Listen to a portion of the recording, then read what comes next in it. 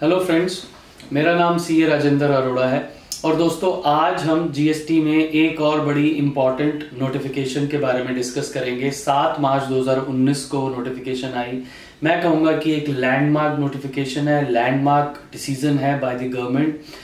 10 जनवरी 2019 को 32वीं GST council meeting में उन्होंने ये रिकमेंड किया काउंसिल ने कि जो थ्रेशोल्ड लिमिट है वो 20 लाख से उठाकर इंक्रीज करके 40 लाख कर देनी चाहिए।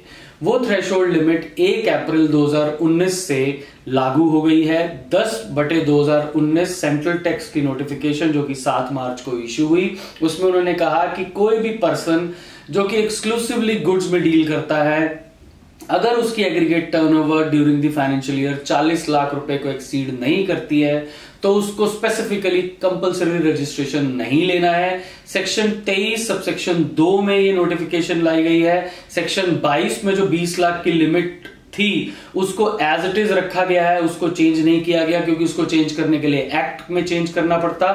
सेक्शन 23(2) में पावर है सेंट्रल गवर्नमेंट के पास कि कोई भी क्लास ऑफ पर्संस वो नोटिफाई कर सकते हैं on the recommendation of the GST council जिसको रजिस्ट्रेशन लेने की रिक्वायरमेंट नहीं है। उसमें उन्होंने कहा कि अगर आप गुड्स में डील करते हैं, आप 40 लाख रुपए तक की एग्रीगेट टर्नओवर है ड्यूरिंग द फाइनेंशियल ईयर, आपको रजिस्ट्रेशन नहीं लेना है। लेकिन सर्विसेज की लिमिट अभी भी 20 लाख रुपए ही है। आप ध्यान रखिएगा, ये सिर्फ 40 लाख की लिमिट गुड्स के लिए की गई है। उसके बाद उन्होंने 4 कैटेगरीज को बाहर रखा कि उन्होंने कहा कि अगर आपको सेक्शन 24 में कंपलसरी रजिस्ट्रेशन लेना है तो अगर ये वाली लिमिट आपके ऊपर, ये एग्जेम्पशन आपके ऊपर नहीं लागू होती। अगर आपको 24 में कंपलसरी रजिस्ट्रेशन लेना है, 40 लाख रुपए से नीचे भी टर्नओवर है, आपको रजिस्ट्रेशन लेना है।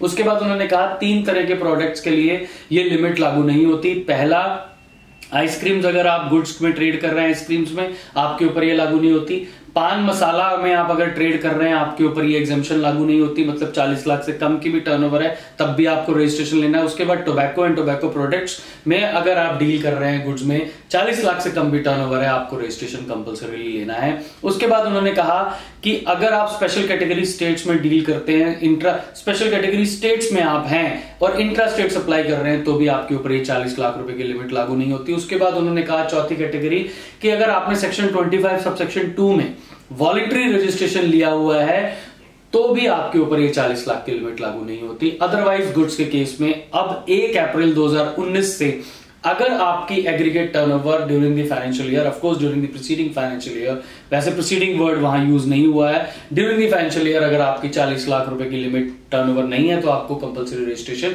नहीं लेना है। मतलब 20 लाख की limit is being increase to 40 lakh. मेरी समझ में इस लिमिट के इंक्रीज होने से जो मेजर इफेक्ट आएगा वो अगेन कैस्केडिंग ऑफ टैक्सेस का होगा, क्योंकि जो भी अब तक रजिस्टर्ड पर्संस थे उनकी जो इनवर्ड सप्लाईज थी उसके ऊपर जो इनपुट था उनके पास वो कॉस्ट नहीं था। अब अगर 40 लाख रुपए तक की लिमिट आ जाती है और वो रजिस्टर्ड पर्संस जो है सरेंडर कर देते हैं, जो कि वो कर सकते हैं टेक्निकली, उनके पास अधिकार है, अगर वो सरेंडर कर देते हैं तो जो इनपुट टैक्स क्रेडिट उनके पास अभी फर्दर इनवर्ड सप्लाईज के लिए आएगा वो उनकी कॉस्ट बन जाएगा, जिसकी वजह से वो एक्सपेंसिव हो जाएंगे इन कंपैरिजन टू दोज जिनके लिए वो इनपुट टैक्स क्रेडिट कॉस्ट नहीं है। Thank you very much friends. आपने अगर हमारा अभी तक यूट्यूब चैनल सब्सक्राइब नहीं किया तो प्लीज कीजिए। Thank you friends.